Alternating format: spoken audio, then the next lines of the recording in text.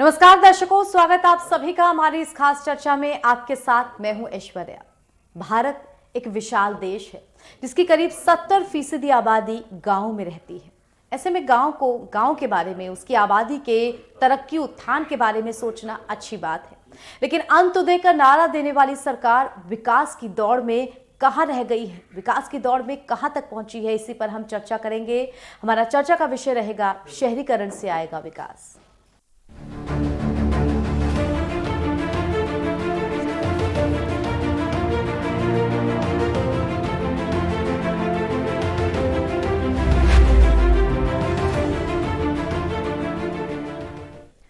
जी हां, भारत की करीब 70% आबादी बड़े गांव, कस्बों इन्हीं में निवास करती है। ऐसे में इनके विकास के बारे में सोचना सकारात्मक खबर है। प्रदेश सरकार की तरफ से यह खबर सामने आई है कि 32 बड़े गांव, कस्बों को अब नगर पंचायत का दर्जा दिया जा रहा है। लेकिन सवाल इस बात का उठता है कि जो नगर पंचायतें पहले से मौजूद हैं, क्या उनमें विकास पूरी तरह से हो पाया है? क्या वो मूलभूत समस्याओं से नहीं जूझ रही हैं? नगर पंचायत, फिर नगर परिषद और नगर पालिका जो पहले से बन चुके हैं, जिनको 1 से 2 साल, 3 साल, 5 साल ये दर्जा प्राप्त हो चुका है, क्या उनमें विकास पूरा हो चुका है? चर्चा करेंगे इसी विषय पर। हमारे साथ मेहमानों को एक पैनल जुड़ेगा, लेकिन उससे पहले आप सभी को एक छोटी सी विशेष रिपोर्ट दिखा देते हैं। यूपी सरकार प्रदेश में बढ़ाएगी शहरी दायरा। 32 बड़े गांवों को मिलेगा नगर पंचायत का दर्जा। अयोध्या के बाद अब धर्मनगरी चित्रकूट भी होगी नगर निगम। नगर विकास विभाग ने जिलों से मांगा प्रस्ताव।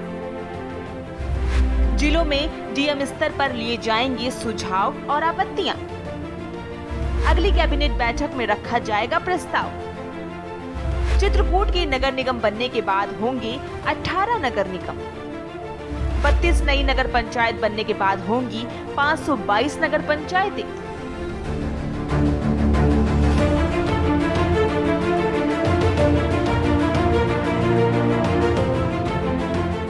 सरकार प्रदेश का शहरी दायरा और बढ़ाने जा रही है। करीब 32 बड़े गांवों को नगर पंचायत का दर्जा दिया जाएगा। करीब 10 नगर पंचायतों का सीमा विस्तार किया जाएगा। धार्मिक नगरी अयोध्या के बाद चित्रकूट को नगर निगम बनाने की तैयारी है। नगर विकास विभाग ने इसके लिए प्रस्ताव तैयार कर लिया है और इसी माह कैबिनेट में रखे जाने की तैयारी है। मुख्यमंत्री योगी आदित्यनाथ प्रदेश में बेहतर नागरिक सुविधाएं लोगों को देना चाहते हैं। प्रदेश के बड़े बड़े गाँव की आबादी तो बढ़ गई है, लेकिन जरूरत के मुताबिक सुविधाएं नहीं मिल पा रही हैं। इसलिए बड़ी ग्राम पंचायतों को नगर पंचायत का दर्जा देकर उनमें विकास की तैयारी है। बता दें कि रामनेही घाट, बाराबंकी, कंचौसी, कानपुर देहात, मऊ, चित्रकूट, महमूदपुर माफी, मुरादाबाद, सूजाबाद, वाराणसी समेत 32 नई नगर पंचायतें बनाने की तैयारी है। चित्रकूट के नगर निगम बनने के बाद प्रदेश में इसके साथ ही 32 नई नगर पंचायतें बनने के बाद इनकी संख्या 522 हो जाएगी। स्पेशल डेस्क रिपोर्ट के न्यूज़ इंडिया। तो आइए बिना देर किए अपनी चर्चा की शुरुआत करते हैं और जो मेहमान हमारे साथ जुड़ गए हैं उनका परिचय आपसे करा देते हैं। बीजेपी की तरफ से हमारे साथ शबनम पांडे जी जुड़ गई हैं। शबनम जी, बहुत बहुत स्वागत है आपका। कांग्रेस की तरफ से हमारे साथ अभिषेक बाजपेयी जी जुड़ गए हैं। अभिषेक जी, स्वागत आपका हमारी इस चर्चा में। साथ ही हमारे साथ वरिष्ठ पत्रकार प्रेमकांत तिवारी जी जुड़ गए हैं। प्रेमकांत जी, बहुत बहुत स्वागत आपका हमारी इस चर्चा में।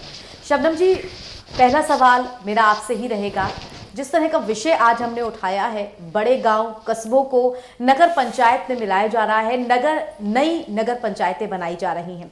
अच्छी पहल है, सकारात्मक पहल है, अच्छी खबर भी है। जिस तरह से आबादी बढ़ती है तो उनको एक अगले स्तर पर ले जाना जरूरी होता है।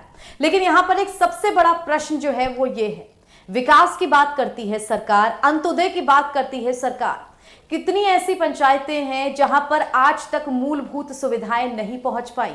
बस स्टैंड से लेकर के बिजली, पानी, हाउस टैक्स, सबकी समस्याएं हैं। ऐसे में अगर नई नगर पंचायतें बनाई जाती हैं तो विकास कहां पर दिखेगा? जनता इस सवाल को पूछती है कि कितनी ऐसी नगर पंचायतों की समस्याएं आती हैं जिनको बने हुए या जिनको नगर पंचायत का दर्जा प्राप्त हुए 2 से 3 साल या इससे भी ज्यादा हो चुके हैं। उसके बाद भी वहां की सड़कों की, वहां की नालियों की स्थिति आप देख सकते हैं, एक गांव से भी बदतर है। ऐसे में इन गांवों को अगर नगर पंचायत बनाया जा रहा है तो विकास किस पैमाने पर हो पाएगा? जो नगर पंचायत बनाए जाते हैं उसके क्राइटेरिया पे अगर हम ध्यान दे लें तो हमें समझ में आएगा कि एक गांव से विकसित नगर के तरीके का जो क्षेत्र होता है उसको हम नगर पंचायत में लाते हैं। उसमें जनसंख्या फिक्स रहता है कि 5 लाख से नीचे की 5,000 से 5 लाख के बीच की जनसंख्या रहे। उसका घनत्व कहीं ज्यादा ना हो, जो एरिया है उसमें पॉपुलेशन का घनत्व ज्यादा होता है तब लेते हैं।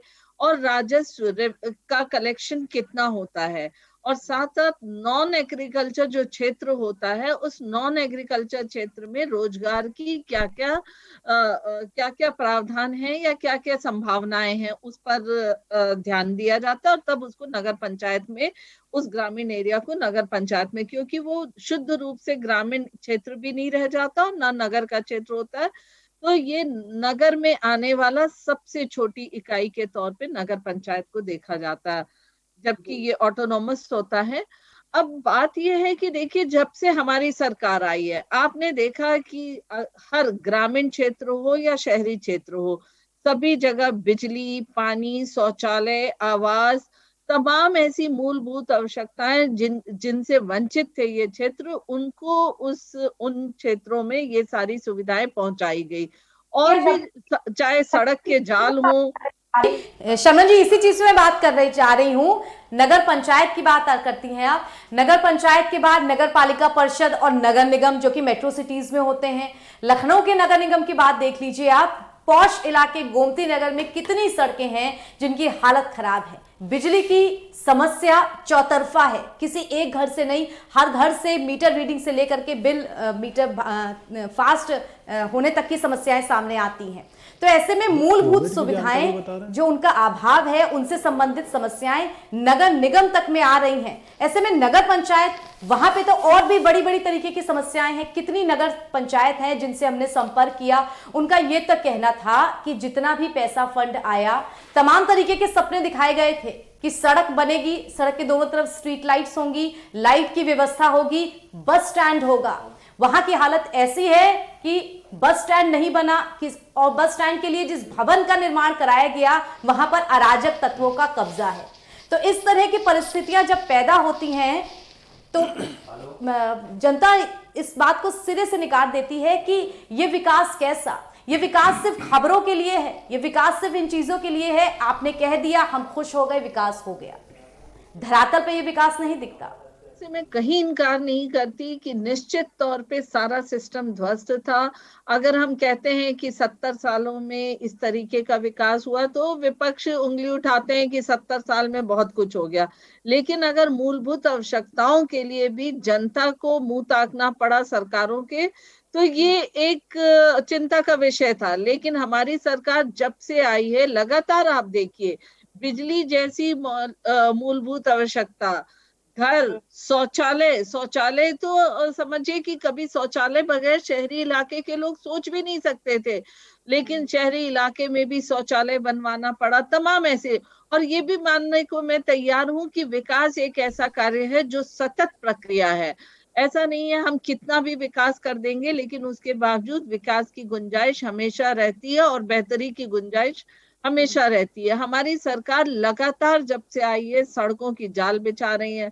मूलभूत आवश्यकताएं जो भी लोगों की है, चाहे वो बिजली की हो, पानी की हो, घर की हो, शौचालय की हो, या अन्य तरीके की जो भी आवश्यकता है, उनको पूरा करने के लिए लगातार सरकार की मिशनरी लगी हुई है और तत्पर है। ठीक है अभिषेक जी, आपका क्या कहना है इस बात पे? और एक और बात साथ में कि जिस तरह से घोषणा की गई है, नगर पंचायत चुनाव भी बहुत निकट है और विधानसभा चुनाव भी ज्यादा दूर नहीं है, इस घोषणा को किस तरह से देखते हैं आप? देखिए ऐश्वर्या जी, ये किसी से छुपा नहीं है कि जब चुनाव आते हैं तब भारतीय जनता पार्टी क्या क्या काम करती है, क्या क्या नहीं करती है। और किसी भी चीज का पैकेज देना, ये तो भारतीय जनता पार्टी के लिए बाएं हाथ का खेल है। और अगर आप देखिए, जब से सरकार ने कामकाज संभाला तब से उसने विकास क्या किए आप देखिए। शहरों के गड्ढे तक तो भर नहीं पाई, तो गांवों में जो रोड बननी है उनकी बात तो छोड़ दीजिए, नगर पंचायतों में जो रोड बननी है वहां की आप बात छोड़ दीजिए। आप उत्तर प्रदेश के राजधानी लखनऊ में ही कितनी जगह पे ऐसी हैं जहां पे मूलभूत सुविधाएं हैं ही नहीं। चाहे आप पानी की समस्या देख लीजिए, चाहे आप सड़कों की समस्या देख लीजिए, चाहे आप बिजली की समस्या देख लीजिए, चाहे आप किसी भी प्रकार की समस्या आप देख लीजिए, यहां पे लोगों को खुद मुहैया नहीं हो रही है। आप थोड़ा सा और आगे बढ़ जाइए, मोहनलालगंज पहुंच जाइए। मोहनलालगंज में आप जाकर के देखिए, या उसके पहले पड़ता है पीजीआई क्षेत्र, जो अभी नगर निगम में कुछ टाइम पहले घोषणा की गई थी कि नगर निगम में आएगा। आप वहां पे जाकर के मूलभूत सुविधाएं कितनी मिल रही है आप देख लीजिए। ना सड़कें हैं, नाले हैं तो नाले बने नहीं हुए हैं, पानी लोगों के घरों में घुस रहा है। मतलब मैं अगर कहना चाहूं कि आप थोड़ा सा आगे अमेठी पहुंच जाइए, सरकार बोलती है कि जितना काम उन्होंने सोनिया गांधी जी ने जो कराया या राहुल गांधी जी ने जो कराया, बस वही काम वहां पे दिखता है, बाकी कोई काम वहां पे नहीं दिखता। आप बाराबंकी चले जाइए। मैं ये इसलिए आसपास की जगह की बता रहा हूं क्योंकि ये शबनम पांडे जी को जानकारी होनी चाहिए। आप बाराबंकी में चले जाइए, देवा के पास कितना काम हुआ ये किसी से छिपा नहीं हुआ है। और देवा टूरिस्ट प्लेस एक तरीके से कहा जाता है उसे, लोगों की श्रद्धा का गढ़ भी कहा जाता है उसे। क्या हिंदू, क्या मुस्लिम, क्या सिख, क्या ईसाई, हर जगह के लोग जाते हैं उसको देखने के लिए, वहां पे देवा में मन्नतें मांगने के लिए। लेकिन सुविधाएं कितनी हैं ये किसी से छुपी नहीं है। मैं तो कहता हूं, मैं तो शबनम जी को चुनौती मैं पहले भी दे चुका हूं कई चीजों के लिए, आज फिर आपके चैनल के माध्यम से चुनौती देता हूं कि वो मेरे साथ जब उनको लगे, आपके चैनल के माध्यम से मैं कहना चाहता हूं कि आपके चैनल के कोई एक पत्रकार मेरे साथ चले और मैं एक ने 10 उदाहरण से प्रस्तुत कर दूंगा जहां पे सुविधाएं हैं ही नहीं। जी शबनम जी। साथी वाजपेयी जी कह रहे थे, मैं कई बार अमेठी, सुल्तानपुर, बाराबंकी, तमाम आसपास के जितने भी जिले हैं सभी जिलों में गई हूँ। हाथ कंगन को आरती क्या, पढ़े लिखे को फारसी क्या। शबनम जी जब चाहे तब आप कर लीजिए, हम भी यही है, आप भी यहीं पे हैं।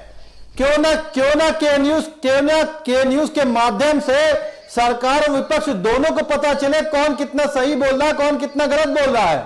आप अमेठी में कांग्रेस का राज सबसे ज्यादा मजबूती से पहले रहा करता था, लेकिन आप जाके देख लीजिए सड़कें बिरले, वही काम जो दिख रहे हैं बस उतने ही काम हुए। मैंने इसी वजह से आपको बताया था कि जब तक राहुल गांधी जी और सोनिया गांधी जी, तभी तक वहां का विकास हो सका। स्मृति ईरानी जी कितनी बार चक्कर करने गई, कितनी बार काम कर दिया। अरे आप वही लोग हैं जो प्याज महंगा होता है तो गले में पहन करके माला के तरीके से आप चल देते हैं आगे। जब एक महिला, एक बच्ची, एक बहन का शोषण होता है तब आप आवाज उठाते थे, लेकिन जब आपकी सरकार में यही काम होता है तो आप पीछे बैकफुट में नजर आते हैं, तो कोई सामने नहीं आता है। अरे दोहरा चरित्र अपनाना बंद कीजिए शबनम जी। विपक्षी पार्टी ठीक है, पक्ष की लड़ाई चलती रहेगी। ठीक है अभिषेक जी, ठीक है शबनम जी, पक्ष की लड़ाई चलती रहेगी। हम एक निष्पक्ष राय लेते हैं, हम हमारे साथ वरिष्ठ पत्रकार साथी जुड़े हुए हैं उनकी निष्पक्ष राय लेते हैं। सर, अगर सरकारों को थोड़ा किनारे रख दिया जाए, क्योंकि सरकार से जब भी बातचीत होती है, जो इस टाइम प्रेजेंट गवर्नमेंट है वो यही कहती है कि पिछली सरकारों से हमें ये चीज़ विरासत में मिली है, और जो विपक्ष होता है वो हमेशा ये कहता है कि सरकार है आपकी, सत्ता आपकी है, जिम्मेदारी आपकी है। लेकिन जनता जो सवाल पूछती है कि जितनी अच्छी और खूबसूरत तरीके से ये खबरें छप जाती हैं, ये रूपरेखा तैयार हो जाती है कि इतने गांव को नगर पंचायत में जोड़ा जाएगा, तमाम तरीके की जो मूलभूत सुविधाओं का अभी तक अभाव है, जिसमें सबसे पहले तो हम सड़क ही जोड़ लेते हैं, वो सब आपको मुहैया कराई जाएंगी। क्या उतनी खूबसूरत तरीके से ये चीज़ धरातल पर उतर पाती है? लोकतंत्र में स्वस्थ बहस हो, इसकी बहुत ज़रूरत होती है। और किसी भी देश की तरक्की बहुत मूलभूत सुविधाओं से देखी जा सकती है, आंकी जा सकती है। और वो बिजली, पानी, सड़क, ये जो सुविधाएं हैं अगर मुहैया हैं और ढंग से मुहैया है, पीने का पानी साफ हो, सड़कें साफ सुथरी भी हों, गड्ढा मुक्त हों, और बिजली की आपूर्ति ढंग से हो रही हो, तो ये माना जाता है कि कम से कम मूलभूत सुविधाएं हैं। अभी शबनम जी ने बात शौचालयों की कही, बेशक शौचालयों की व्यवस्था की गई, लेकिन बहुत सारे जगहों पर यह भी देखा जाता है कि गांव में शौचालय तो बन गए, लेकिन शौचालय का लोग इस्तेमाल नहीं कर रहे हैं। अभी भी कुछ लोगों में ये एक धारणा है कि जो बात थोड़ा टहल करके जो पहुंच करके और वो फारिग होने में है, वो शौचालय में अपने घर में नहीं है, और बहुत से लोग शौचालय को अपने घर में इसलिए नहीं रखना चाहते हैं कि उसको एक छूत अछूत से जोड़ते हैं।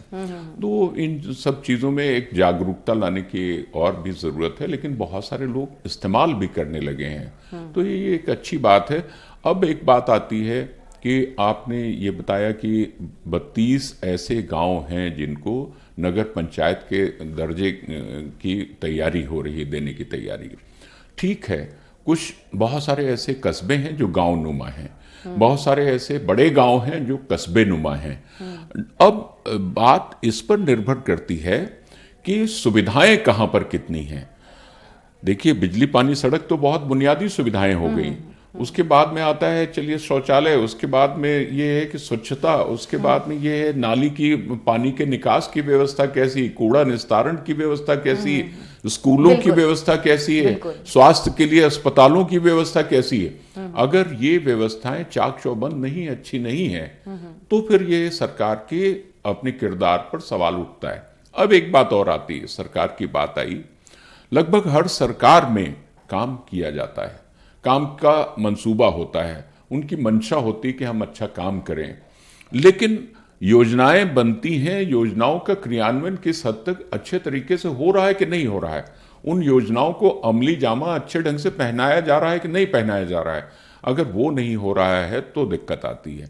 अभी एक लंबे अरसे से लखनऊ की कई सड़कों को उनकी खुदाई हुई और ड्रेनेज सिस्टम को सही करने के लिए, लेकिन चलिए ठीक है, सड़कें पाट भी दी गई, लेकिन अभी तक सड़कों को स्मूथ नहीं किया गया, चिकना नहीं किया गया, और ऊबड़ खाबड़ बहुत सी जगहों पर उसकी वजह से जाम लग रहा है। और चलिए, लखनऊ में मेट्रो आया था, मेट्रो के बाद में ये सोचा जा रहा था कि जिन इलाकों में मेट्रो आ गई है उन इलाकों से कम जाम से मुक्ति मिलेगी, लेकिन वैसा भी नहीं हो रहा है। आप देख लीजिए, अब तो बहुत सारी जगहों पर ये जो सिग्नल लगा दिए गए हैं, इंडिकेटर्स, ये जो बेकन वो लाइट्स लगा दी गई हैं, इनकी वजह से कुछ जगहों पर पहले जाम नहीं लगता था, अब लगने लगा। बिल्कुल। वजह ये है कि जो चौराहे जहां पर आराम से ट्रैफिक निकल जाता था, जहां पर कोई रेड लाइट लग गई, तो वहां पर अब वो लाइट लग गई है, ग्रीन है तो जा सकते हैं, नहीं तो फिर अगर रेड हो गई है तो फिर आपको 35 सेकंड रुकना है या 40 सेकंड रुकना है। सही कहा आपने, तो ये सुविधाएं जो सरकार देती है। शबनम जी, यही चीज मैं आपसे पूछना चाहूंगी, आपने खुद राजस्व की बात की थी, सरकार अपना राजस्व बढ़ाने के लिए, क्योंकि अगर नगर पंचायत के अंतर्गत वो ले लेगी तो house tax, water tax, electricity tax, भवन निर्माण के लिए जो जेई और सबसे परमिशन ली होती है, उन सब से जो पैसे मिलेंगे उसके राजस्व में बढ़ोतरी होगी, लेकिन बदले में वहां की जनता को क्या मिलेगा?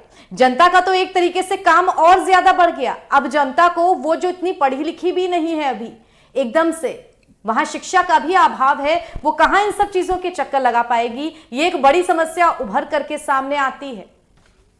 उल्टा समस्या का समाधान है। जो लोग अभी तक एक ग्रामीण परिवेश में रह रहे थे, उनको सुविधाओं का परिवेश मिलेगा, क्योंकि जब हम उसको नगर पंचायत में कर लेते हैं तो नगर पंचायत में जो मूलभूत सुविधाएं मिलती हैं, प्राइमरी शिक्षा की, प्राइमरी स्वास्थ्य सेवा की, चाहे स्ट्रीट लाइट हो, सड़कें हो, तमाम ऐसी सुविधाएं उन्हें मिलेंगी। और जो नगर पंचायत होता है वो ऑटोनोमस सिस्टम होता है, उनके पास धनराशि आती है, भले ही ब्यूरोक्रेसी स्टेट की होती है, लेकिन उनके पास फंड डायरेक्ट आता है, तो इससे वहां पे रहने वाले लोगों को रोजगार भी मिलना शुरू होगा, क्योंकि वो नगर पंचायत के अंदर होगा, तो वहां पे काफी सारे इंफ्रास्ट्रक्चर का निर्माण होगा। तो जब हम उसे इस नगर पंचायत बनाएंगे, तभी हम उधर और भी मूलभूत जो सुविधाएं होती है नगर पंचायत लेवल की, जिसको कि हमारे अधिसूचना 74 में जब में 13वें इसमें हमने जो 13वें से 14 में जो लाया हमने, तो उसमें बहुत सी सुविधाएं ग्रामीण पंचायत से नगर पंचायत में शिफ्ट किया गया था। उन सब सुविधाओं का उनको लाभ होगा। और आप देख रहे हैं कि हमारी सरकार यहाँ तक इंटरनेट का कनेक्शन, फाइबर कनेक्शन भी गांव-गांव तक पहुंचा रही है, तो इन नगर पंचायतों तक आएगी और नगर पंचायत में रहने वाले लोगों को निश्चित तौर पे ग्रामीण एरिया से ज्यादा सुविधाएं विकास की मिलती है। लेकिन ये भी बार बार मैं कह रही हूँ, देखिए विकास कार्य एक सतत कार्य है। ऐसा नहीं है कि हमने अगर आज एक मोहल्ले की सड़क बना दी तो हमारा कार्य खत्म हो गया। हमेशा सतत कार्य ठीक है शबनम जी, लेकिन अगर मेट्रोपॉलिटन सिटीज, राजधानी लखनऊ, उनमें तक सड़कों का अभाव है तो फिर नगर पंचायत और गांव की तो हम बात ही नहीं कर सकते हैं। फिलहाल फिर से लौटूंगी आपके पास। दर्शकों, छोटे से ब्रेक के लिए हम रुक रहे हैं, लेकिन ब्रेक के उस पार भी नगर पंचायतों को लेकर के हमारी ये चर्चा जारी रहेगी। जल्द लौटेंगे।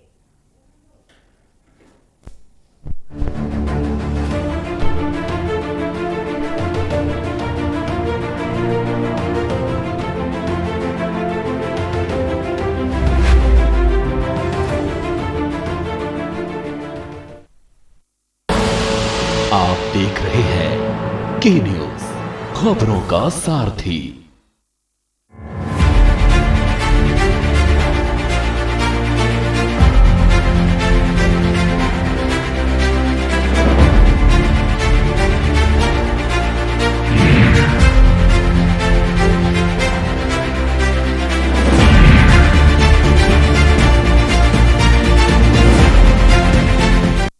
फिट रहना है तो फिटनेस हेल्थ ऑयल ले आओ। You are correct. हाँ, करेक्ट होता है बाबूजी। सही बोले हैं, तो ले आइए फिटनेस हेल्थ ऑयल। खुदी को आजमाया है तो ये अंदाज आया है, खुदी को आजमाया है तो ये अंदाज आया है। तुम में भी मैं हूं, शुद्ध प्लस पान मसाला।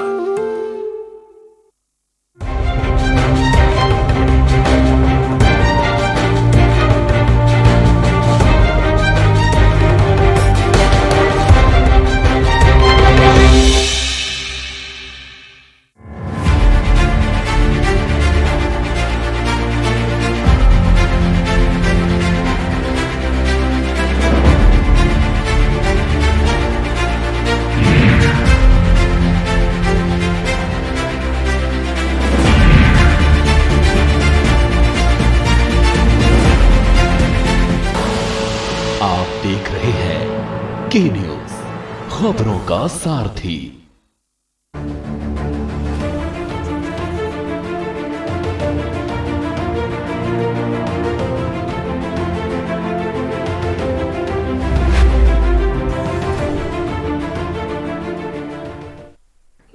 दर्शकों, ब्रेक के बाद स्वागत है आप सभी का हमारी इस खास चर्चा में। लगातार हम इस बात को लेकर के चर्चा कर रहे हैं कि विकास जो कि कहा जाता है अंत उदय तक पहुंचाया जाएगा, वो विकास कहां तक पहुंच रहा है। गांव कस्बों को नगर पंचायत का दर्जा दिया जाना क्या सिर्फ उतना ही काफी है या फिर मूलभूत सुविधाएं सब जगह पर पहुंचाना ये सही है? ऐसे में हमारे साथ प्रेमकांत तिवारी जी जुड़े हुए हैं। सर, आपके पास आऊंगी। गांव कस्बों में तरक्की होना ये एक अच्छी बात है, सकारात्मक बात है, लेकिन दूसरी तरफ आप ही से बातचीत हो रही थी थोड़े वक्त पहले, आप ही ने इस बात को कहा था कि गांव से पलायन लगातार शहरों की तरफ हो रहा है। ऐसे में क्यों ना ये सवाल बनता है, ये सवाल जायज होता है कि अगर गांव में, कस्बों में, नगर पंचायतों में इतनी सुविधाएं हम दे रहे हैं तो इंसान क्यों पलायन कर रहे हैं? पलायन का सबसे मूल यही है ऐश्वर्या कि जब सुविधाएं गांव में कम होती हैं तो शहरों की तरफ पलायन होता है, कस्बों की तरफ पलायन होता है, क्योंकि वहाँ पर शिक्षा की, स्वास्थ्य की, बिजली, पानी, सड़क की सुविधाएं बेहतर होती हैं। बहुत से ऐसे आप और देशों को देख सकते हैं जो विकसित देश हैं, उनमें पलायन की समस्या उतनी नहीं है, क्योंकि लोग अपने गांव में ही रहते हैं, उनके पास सारी सुविधाएं वहाँ मौजूद हैं, बल्कि उनको और भी वातावरण और पर्यावरण भी बहुत अच्छा मिलता है।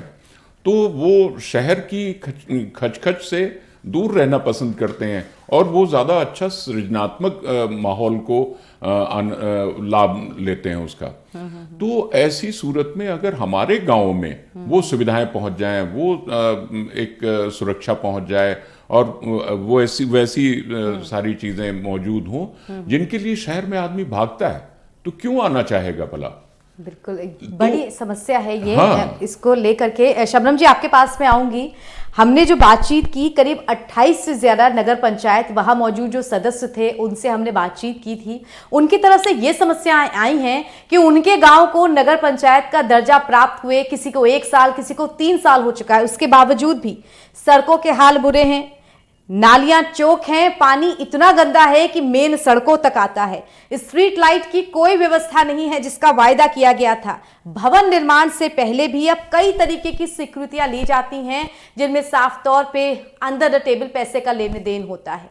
तो वहां के गांव वालों का यह कहना था कि इतनी समस्याओं से जूझना, इससे तो अच्छा हम गांव में ही थे, हमको तमाम तरीके के सपने दिखाए गए लेकिन वो पूरे नहीं हुए। से मैं इनकार नहीं करती कि सचमुच कुछ ऐसे भी नगर पंचायत है। मैं तो यहाँ तक अमेठी और सुल्तानपुर गई, मैंने देखा कि जहां से प्रधानमंत्री तक कभी देश के लिए चुने गए और जहां पे गांधी परिवार लगातार जहां से लड़ती रही, इतनी बुरी स्थिति में अमेठी, सुल्तानपुर ये सब इलाके रहे कि आप शहरी इलाकों को समझ ही नहीं सकते कि वो शहरी इलाके। जितना विकास गांधी परिवार ने किया है उतना किसी ने विकास किया ही नहीं उस क्षेत्र में। आप ये भी तो बताइए, आप जिस अमेठी की बात कर रही हैं और जिस जिस जगह की बात कर रही हैं, राहुल गांधी जी और सोनिया गांधी जी ने ही वहां पे विकास कराया है। तो नगर पंचायतों को और भी ज्यादा सुविधा देने के लिए उन्हें नगर पंचायत, जो अभी नए नगर पंचायत बना रहे, वो इसी दृष्टि से बनाए जा रहे हैं कि इंफ्रास्ट्रक्चर खड़ा हो सके, उनकी जो सुविधाएं हैं उनको उनमें बढ़ोतरी की जाए और विकास के कार्य। बार बार मैं इसको कहना चाहूंगी कि ये सतत कार्य होता है, इसलिए जितने भी 32 नगर पंचायत बनाए जाएंगे उनकी मूलभूत आवश्यकताओं को पूरी करके और जो शहरी इलाकों की शबनम जी विकास का कार्य, सतत कार्य। आपके विकास का ताजा जानकारी मैं आपको ये बता दूं कि अभी आपने 12 तारीख के पेपर में पढ़ा होगा, सरकार ने रोजगार देने के लिए गांवों के लिए बोला था और प्रदूषण भी जिससे दूर होना था कि गड्ढे, गांव के लोग गड्ढे खन करके उसमें पेड़ लगाएंगे और कई जगह पे जहां पे दिक्कत होगी वहां पे हम ट्रैक्टर या जेसीबी से उसकी खुदाई करवा करके बड़े पेड़ लगवाएंगे।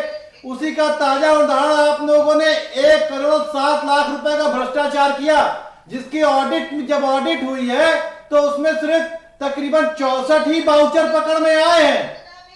तो आप इस चीज को शबनम जी देखिए खुला भ्रष्टाचार आप कर रही हैं, उसके बाद आप ऐसी बात बोल रहे हैं कि विकास, अरे विकास तो सिर्फ अगर हो रहा है तो वो आपकी अपनी सरकार का हो रहा है और आपके अपने लोगों की जेबों का विकास हो रहा है। अगर 70 सालों में काम किया है तो ये तो अरे मैं ये कहीं इनकार नहीं करती कि किसी ने कोई काम नहीं, लेकिन मूलभूत आवश्यकताओं को पूरा करना प्राथमिकता होती है सरकार की। पर उन सब प्राथमिकताओं से आग बंद करके केवल राजनीति करना विपक्ष का कार्य नहीं है।